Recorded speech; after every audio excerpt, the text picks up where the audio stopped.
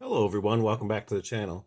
I thought, with all the excitement over the upcoming Spider-Man movie, it might be fun to sort of just do a Lego build. And I picked this up at my local Big Lots store, and this particular set was $10 and features Miles Morales from the Into the Spider-Verse animated movie. So let's open this up and put this together.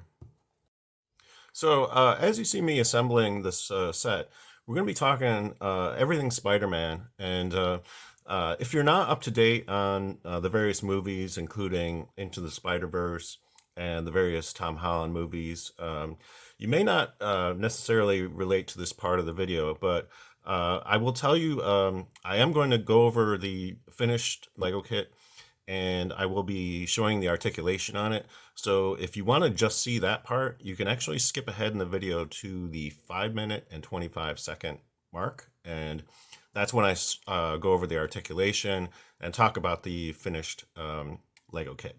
So if you don't want to hear me talk about Spider-Man for the next 5 minutes, that's all you need to do. And some of the stuff might be considered spoilers, so consider yourself warned if you continue listening after this point. So we'll start with Into the Spider-Verse, which is a really amazing movie. If you haven't seen it, you really should. It features this character, Miles Morales, and his interaction with Peter Parker, and also introduces Spider Gwen Stacy. And it's a great movie, and there will be a sequel. They're actually working on Into the Spider-Verse 2 movie. So that's very exciting, and I'll be interested to see where they go with those characters. And obviously, we're coming in the wake of the second trailer for Spider-Man No Way Home, the Tom Holland movie, which also heavily features Doctor Strange. And this is sort of the prelude to the multiverse kind of stuff, which is basically in the next Doctor Strange movie, which is called the Multiverse of Madness. Things really get sort of out of control, and they've touched upon it in both Loki and WandaVision, that multiverse kind of stuff, and also the What If series.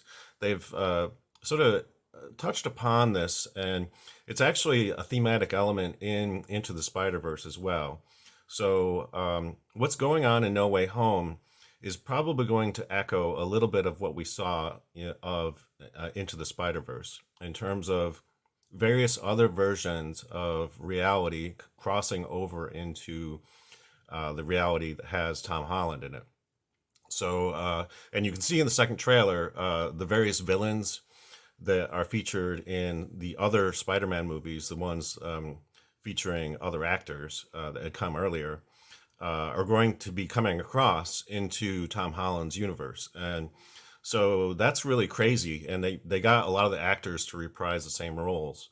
So in the movie, you'll see characters like Green Goblin, Dr. Octopus, Sandman, and the Lizard that are from the other Spider-Man movies, the earlier Spider-Man movies, all crossing over to challenge Tom Holland's Spider-Man. So, and they make a real mess of things. So it's going to be exciting to see. The trailer looks amazing, and I'll be interested to see if there are going to be other members of the Sinister Six in this movie. I know Electro appears briefly in the trailer, so it's likely he will be in there, and then also perhaps others. I mean, really, the possibilities are endless in terms of like how many people might be crossing over into this movie, and how it plays into the next Doctor Strange movie will be interesting to see. They had touched upon it in WandaVision, that creating her own little reality sort of disturbed things in a way, and she also got her hands on this book called The Darkhold, and you see in the end credit sequence of that series that she is actually trying to reach across into another reality and pull her children into her own reality. So that's a pretty interesting aspect of it. And it's very likely that that aspect will come into the next Doctor Strange movie as well. So I don't know for sure if Spider-Man's going to appear in that movie, but it would be kind of cool if he does. And also in the What If series, which is really all about multiverse stuff, they actually had a version of Spider-Man, sort of challenging like a zombie invasion in that series. there's all kinds of interesting things in that series. So if you haven't watched What If, I would highly recommend it. And there's been put forward a statement by Marvel that everything that's in that series is considered canon. So yeah, it's something to be taken seriously. And characters like Captain Carter are also introduced in that series. So pretty exciting stuff going forward. Okay, so this Lego kit is now complete, and overall, I'm pretty happy with this. Quite a bit of joy from assembling this.